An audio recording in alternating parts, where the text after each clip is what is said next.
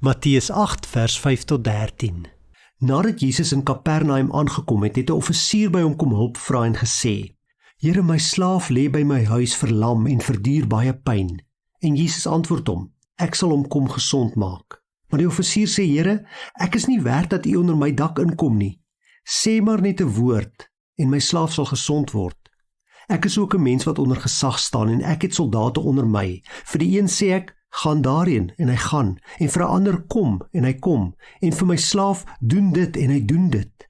Jesus was verwonder toe hy dit hoor, en hy sê vir die mense wat agter hom aangekom het: Dit verseker ek julle, ek het nog by niemand in Israel so groot geloof teëgekom nie.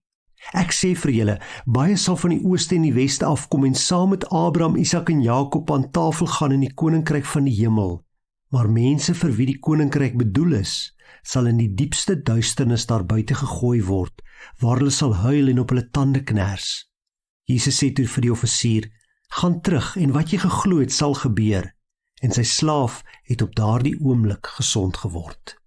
Hier in Matteus 8 lees ons die ongelooflike gebeurtenis dat iemand Jesus in verwondering gelaat het. Hoe wonderlik moet dit nie wees om iets te doen wat die Seun van God, Jesus Christus, verwonderd laat nie. En dit is presies waarvan ons lees in Matteus 8. 'n Offisier kom na hom toe om hulp te vra, hulp met sy slaaf, want sy slaaf is siek, hy koors, hy verduur baie pyn, en die offisier wil hê Jesus moet hom gesond maak, en Jesus sê vir hom: Goed, ek sal saam met jou kom, ek sal jou slaaf kom gesond maak, en dan lees ons hierdie woorde van die offisier, hy sê: Nee Here, u kan nie saam met my kom na my huis toe nie, ek is nie werd dat u in my huis kom nie, ek is maar net 'n nederige offisier, spreek net die woord, en ek weet hy sal gesond word, ek glo dit. Watter ongelooflike geloof, en dit is juist hierdie geloof van die offisier wat Jesus in verwondering laat. En dan sê hy: Ek het nog by niemand in Israel so geloof teëgekom soos hierdie offisier, en hierdie offisier wat nie eers 'n Jood is nie. En dan gee Jesus 'n waarskuwing. Hy sê daar sal baie van die ooste en die weste afkom, en hulle sal hulle plekke inneem, saam met Abraham en Isak en Jakob in die hemel, in die koninkryk van God.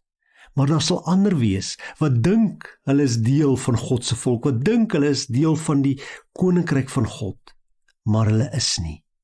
Bid vandag dat God vir jou ook die geloof sal gee van daardie offisier. Bid dat God jou die geloof sal gee wat hom in verwondering sal laat. Mag jy in staat wees om sulke geloof uit te leef vandag. Ek hoop en ek bid dat ek sal wees. Here, baie dankie dat ons in hierdie gedeelte kon lees hoe geloof, die geloof van die eenvoudige mens, u in verwondering gelaat het. Here, en ek wil ook so graag meer geloof in my lewe hê. Ek wil graag met meer geloof leef en optree elke dag. Ek wil hê mense moet in my lewe kan sien: Ek weet dat u my God is. Ek weet dat u my koning is. My geloof wys dit vir hulle. Here, ek bid dat u vandag vir my die geloof van 'n mosterdsaad sal gee, sodat ek vir die berg kan sê: Spring in die see, en ek weet dit sal gebeur, omdat ek dit glo in Jesus naam. Ek wil u kom groot maak, Here, omdat daar geen naam is soos u naam nie. U naam is die naam bo alle name. Aan u kom toe die eer, die lof en die heerlikheid tot in alle ewigheid. Amen.